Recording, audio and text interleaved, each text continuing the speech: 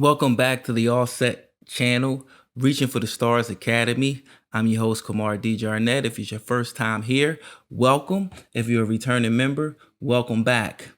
Guys, now I love to typically talk to you when I have a haircut, but this has been weighing on my mind so much that I said I wanted to get on, record this video, and I got to get it out to you.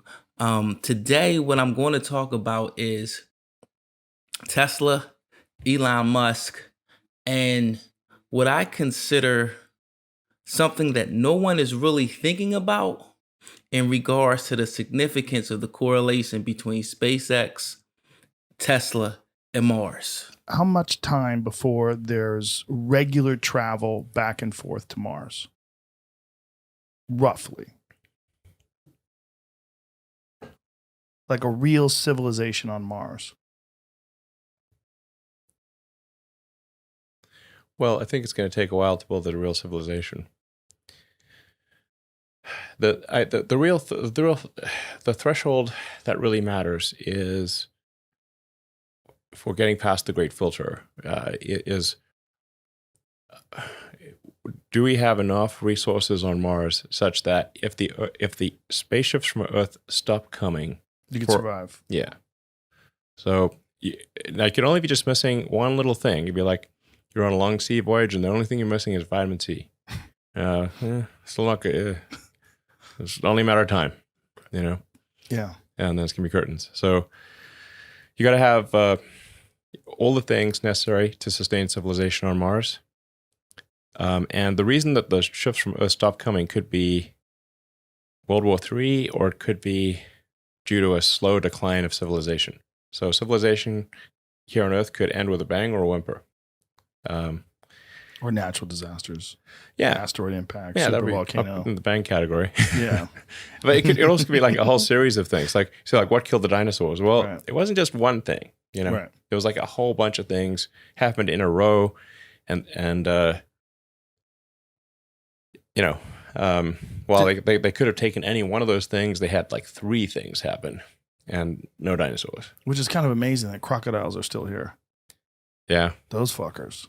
Well, they're resilient. Crocodiles, they'll live on decayed meat. They love rotten meat, and so in any kind of disastrous situation, there's a lot of dead creatures, and the crocodiles love it. So that's why they're around. Crocodiles and bugs and mushrooms, and shrews. Shrews, yeah. Which is why we're here. Yeah, exactly. Our great grandparents were shrews. What a strange thing. So, like, yeah, to come from. So there's hope. There's hope for all you rodents out there. Yeah. One day you can go to Mars. Just keep doing your homework. Absolutely. So there'll be you say the great filter. What did you mean by that? Well, so there's something called like the Fermi paradox of like, where are the aliens? Yeah. So, yeah, where are the aliens? I think it was Carl Sagan that said, like, if there either are a lot of aliens or none, and they're equally terrifying.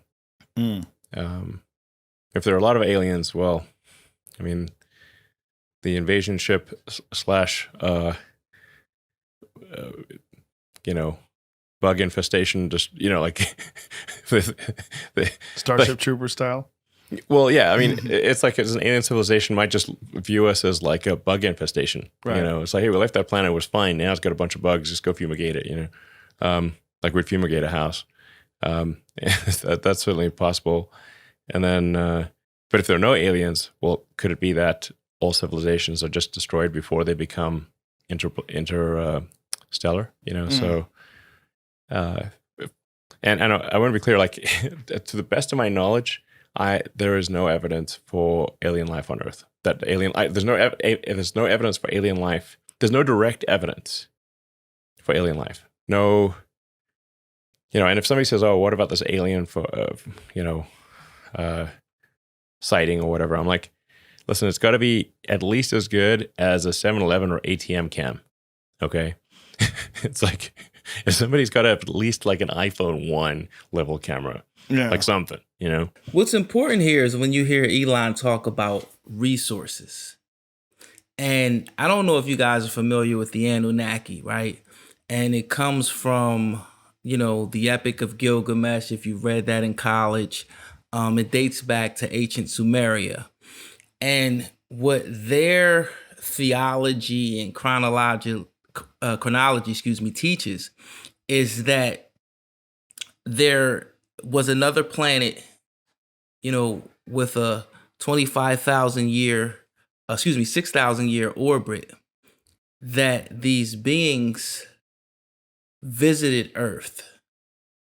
And they were coming to Earth because their atmosphere was dying and they needed gold, right? And then that story digs into them coming to the planet, finding a being that wasn't human, but they were able to speed up the evolutionary process of that being to ultimately create what we are today as humankind, right? And you hear a little bit of it in Superman, Krypton, right? That planet was dying because the sun was dying out, right? So, if you are familiar with the Alien franchise, Prometheus, that is really, the engineers are actually the Anunnaki, right? Those who are sent from Anu, right? And walk with me here, because before you think I'm going way off in the left field, have you ever thought of the possibility that when SpaceX makes it to Mars, you have a whole planet with resources, right? Is there going to be gold there? Is there going to be silver there? Is there going to be copper there? Is there going to be nickel there, right? And if SpaceX is the first human to get to Mars, then all of that belongs to SpaceX. And what is something that Tesla needs, that this entire planet needs, right? It's nickel, it's lithium. So if getting to Mars is 3-4 years away, then once SpaceX makes it there, not only do we start the journey of becoming a planetary species, we also start potentially the opportunity to gain more resources that we don't already have in abundance or that we need more of, right? So what if, and this may not even be part of Elon's plan, right? He may just literally want humankind to be a multiplanetary species. But in doing so, there's no telling of what he may find, what he may discover on Mars, and how that could help accelerate Earth's transition to sustainable energy. In our previous videos, we've created a model we can use to calculate Tesla's stock price. I've added a link in the description below. We can run all aspects of Tesla's business through it. We input the variables we want, and out comes the revenue, profits, and stock price. We've tried the variables as to which we may best believe Tesla eludes us to how the business should progress, and we end up at a $15,000 stock price, possibly as early as 2025.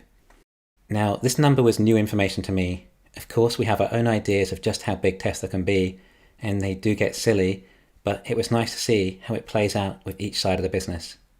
It was a number attached to a string of if statements. For example, if Tesla has a 30% margin, if Tesla can solve FSD, if Tesla has factories at 15 million units capacity a year, and if Tesla can secure a supply of 2 terawatt hours of batteries. If you like, you can also add if Tesla has very few competitors, but I'm really starting to feel like this is not going to be a factor. But it is the level of battery supply I find the most important. The margins are already proven.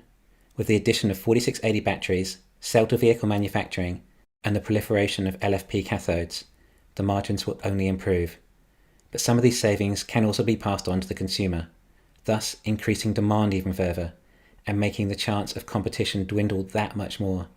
not to mention the advances in FSD, encouraging more drivers to upgrade, and for Tesla to receive more income with less deferred revenue and rising prices, taking margins to a possible 40%, which is similar to the likes of the Apple iPhone, a more comparable product than, say, a Toyota Prius, at least in my opinion. The factories aren't an issue either. Tesla has demonstrated that this is something they thrive at. Witnessing the amount of time it took Shanghai to go from a field of dirt to cars rolling off the production line is evidence that building factories will not be a constraining factor for this company's future growth. So we're left with scaling batteries as the one remaining hurdle to prove. Last year, Tesla delivered 500,000 cars. If each car had an average battery size of 65 kilowatt hours, then that would equate to a total of 32 gigawatt hours. If you add megapacks and Powerwalls, then perhaps we're at a total of 35 gigawatt hours. Yet we want to see 2 terawatt hours of batteries in just 4 or 5 years, over 50 times as much. Is this number too unbelievable? Is it a pipe dream? Will we see delays on the promises like we have with FSD and robotaxis? What evidence do we have this is going to come to fruition? Why no massive scale in battery production until now? What have Tesla been waiting for? Are we to assume that they run the numbers on the 2170 batteries and didn't take long to realize it was no more than a fool's errand if they wanted to create enough batteries for all of mankind to transition off the internal combustion? Well, yes, quite likely. Tesla came to the realization that it would take 135 equivalent of fully built Nevada gigafactories to supply enough batteries. This was not feasible. This was not scalable. Something had to be done.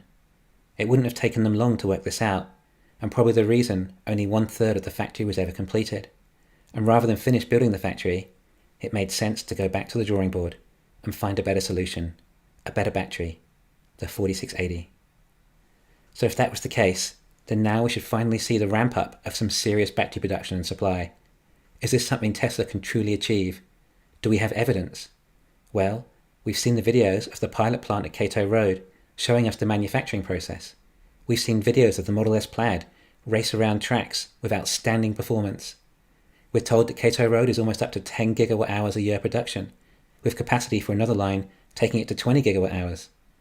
We've been told Tesla suppliers are starting 4680 batteries too. But all these batteries will require more natural resources, so we heard Tesla were trying to secure a deal with Indonesia for nickel. It sounds like Indonesia wanted too much from the deal.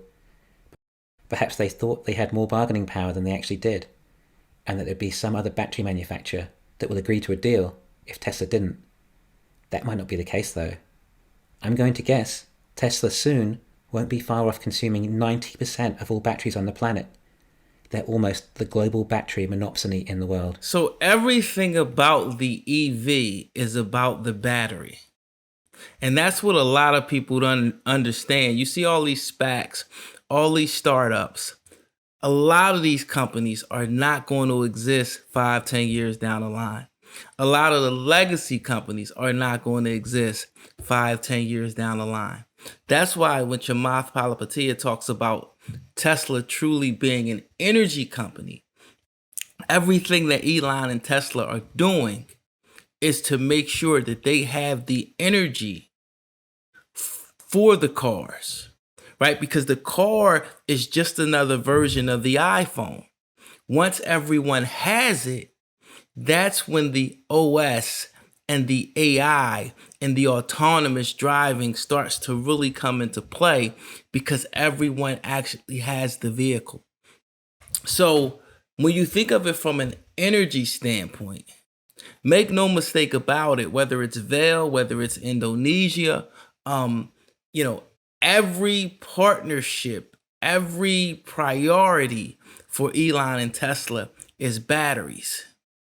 But can you imagine if they make it to Mars and find nickel, lithium? I believe there's a battery in China that uses, I want to say iron as opposed to nickel, right? But if you are able to find resources on Mars, then What stops you from going to Jupiter, Saturn, one of the moons of, I believe it's Saturn, that is even more relatable or equivalent to Earth than I believe any other planet in our solar system?